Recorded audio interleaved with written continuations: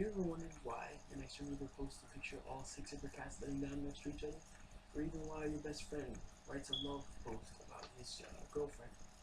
Or even why your bio partner posts a Snapchat about how much he hates ignorant people?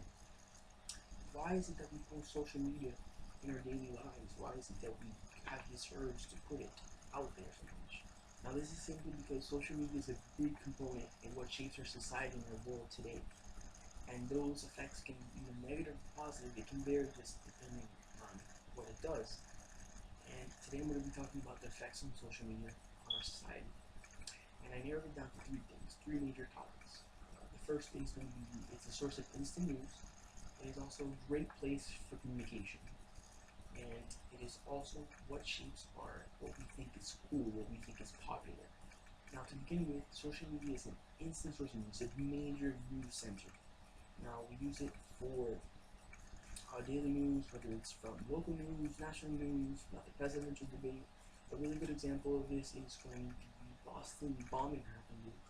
Um, Within minutes of the attack, minutes of the bombing, there was tweets about how much they were scared at the moment, or about how they ran away, or how they hope everything was okay.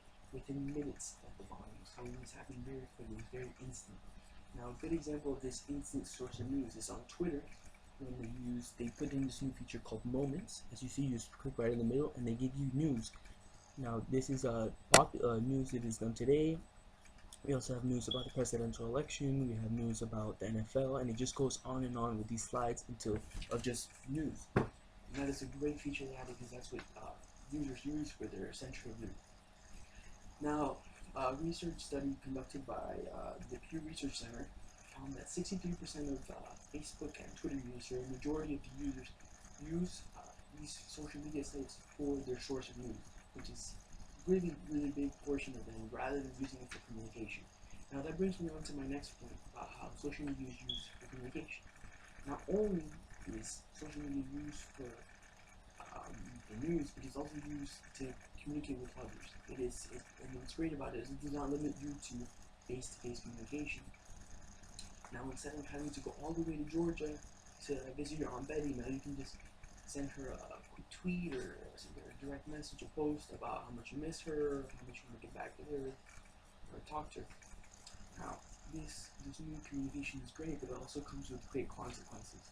Um, a major factor of this communication has led to bullying, cyberbullying specifically, which is a really big problem. Um, there was a research conducted by the Megan Meyer Foundation, which found that 42% of teens have experienced cyberbullying, have been a victim of cyberbullying. And on top of that, 90% of teens have seen and witnessed cyberbullying going on online, which is really big numbers and need to be fixed, need to be handled properly. Because cyberbullying is a really big issue. Now, these users are being targeted or bullied because of what they believe in, what they like, what their favorite hobbies are, their activities, just picking exactly what they like. Um, Things that are not, I guess, considered popular or cool to others, which they get picked on for. Which brings me to my next point about how social media shapes what is cool or what is popular. Now, social media is used by the users specifically to express their thoughts, their beliefs, their feelings towards candidates, or their feelings towards specific things. And when the users when they share these thoughts, it can create a movement. Let's give you an example of crepes. Let's say that so many people are on a crepes craze and they start liking crepes. They start going out to trying crepes. Now, other users are going to be able to see this craze for crepes and they're going to go out and try it. Now, this is going to create a trend where many people are going to be able to go out and try it and let's see what's popular, what everybody wants, because it's everything, it's anything and everything everybody's talking about. So they want to go try it. It's creating a trend.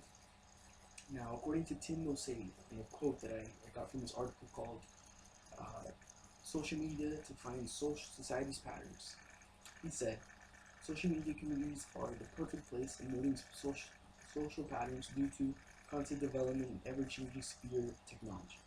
The more we observe these technologies, the more we learn how to measure these patterns or trends.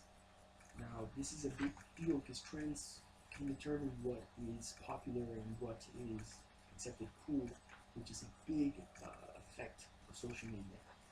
And to wrap up my speech, I discussed about how social media is a big factor in our society, in our world, how everything is played out. It is a great source of news, it's an epicenter of news that we get instantly.